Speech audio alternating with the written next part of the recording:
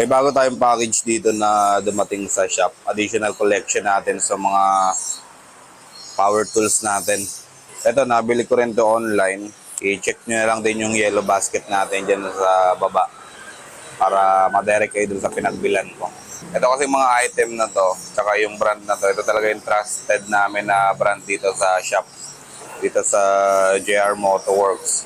Kasi bukod sa maganda yung product, talagang matibay talaga siya. Talagang tumatagal talaga yung mga ano natin, mga item natin or yung mga equipment natin dito. Kaya nakikita nyo na, Inco na brand. So meron tayo dito tatlong item. Yeah, pakakita ko pa ulit sa inyo. Yun. Ito yung item natin ngayong araw. Dalawang klase to, yung ano natin, parang grinder natin. Pero hindi talaga siya grinder, ano siya, yung parang pampalish talaga siya. Pampalish ng pintura or anything na pwedeng i-polish, pwede yan. Pang detailing, kumbaga.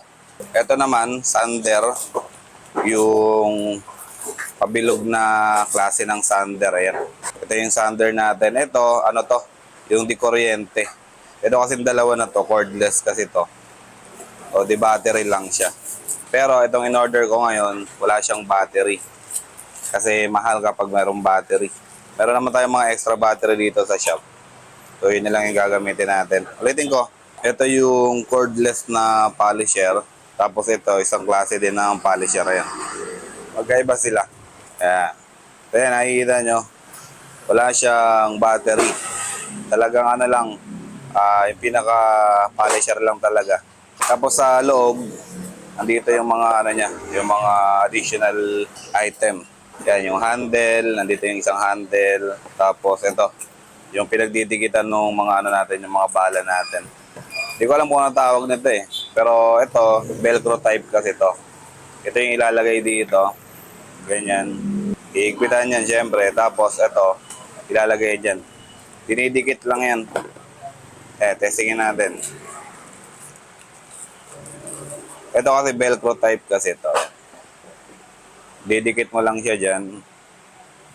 Tapos okay na. So pwede ka na mag-polish ng kahit anong gusto mong i-polish. Ganyan ang itsura niya.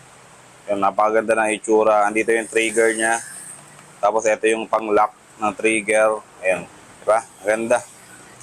So kung magpapalit tayo ng ano nito, yung pinakabala niya, ayan, tatanggalin lang natin sa velcro.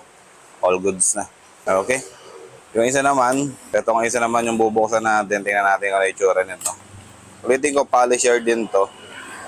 Iba lang yung ano niya, iba lang yung itsura niya. So yung kanina may handle, ito wala. Parang may diinan lang siya dito. Ayan.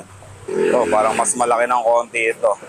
So ganun din, andito yung pinaka-velcro niya. Ito naka-fix na to. Unlike yung kanina, di tanggal. Tapos ito yung pinaka-handle niya dito. Ayan o. Dito ka hawak pag ididiin mo siya. And then, siyempre yung battery natin dito. Since wala nga itong battery, so ganyan lang talaga siya. Ang gagamitin natin battery, papakita ko sa inyo mamaya. Ito yung item. Meron siya ditong adjustment. Yung kanina meron ding adjustment dyan. 1, 2, 3, 4, 5, 6. So hanggang 6 yung adjustment niya. Tapos ito rin yung kanyang trigger. Same lang yung kanina. Diba? Napakaganda. Pakita natin yung ano, yung pinakabala niya. Yung bala niya naman, ganito din. Ito, foam type.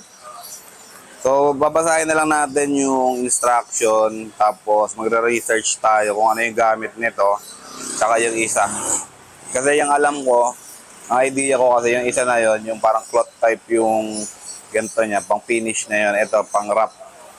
So, ito yung unang gagamitin, tapos pangalawa yon. Okay, so wala na iba. Wala siyang handle, ang mayroon lang siya dito kasama ay ito, Allen.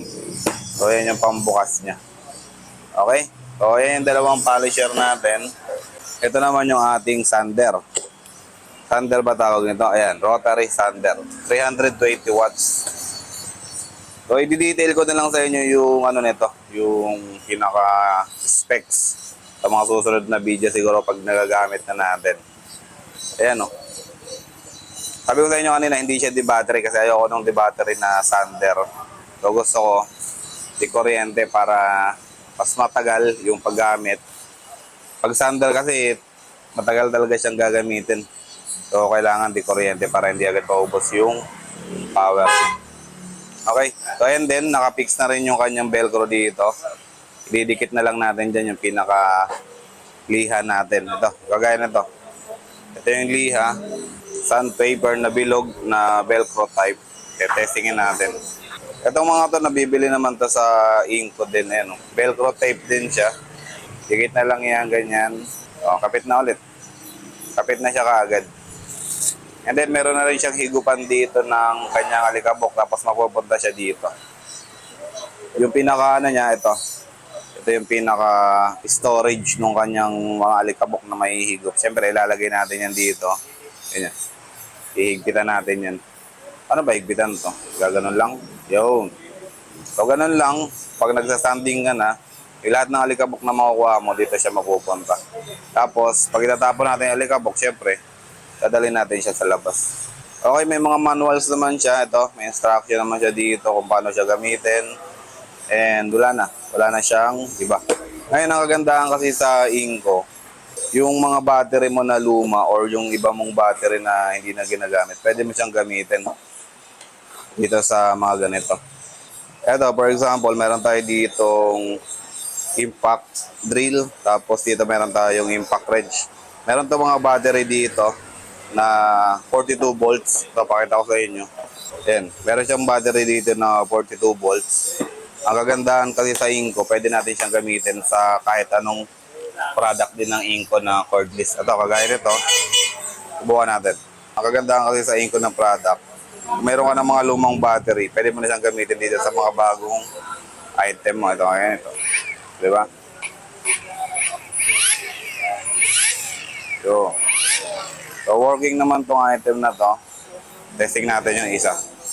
Yun. Ito. Working na rin to. Yan. Okay lang. So, working na rin yan. So, ibig sabihin, magagamit natin yung mga luma natin battery. Kahit hindi tayo bumili ng battery para dito. Okay, so yun. Sa mga susunod na araw na lang siguro natin i-detail yung mga specs tsaka yung paggamit nitong mga Inco product natin dito.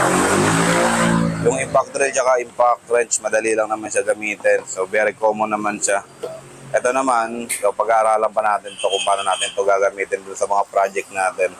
Meron tayong mga gagawin panibagong project dito sa shop na kailangan natin ng ganitong mga klaseng equipment tsaka ganitong klaseng mga tools para magawa natin yung trabaho natin ng mas mabilis.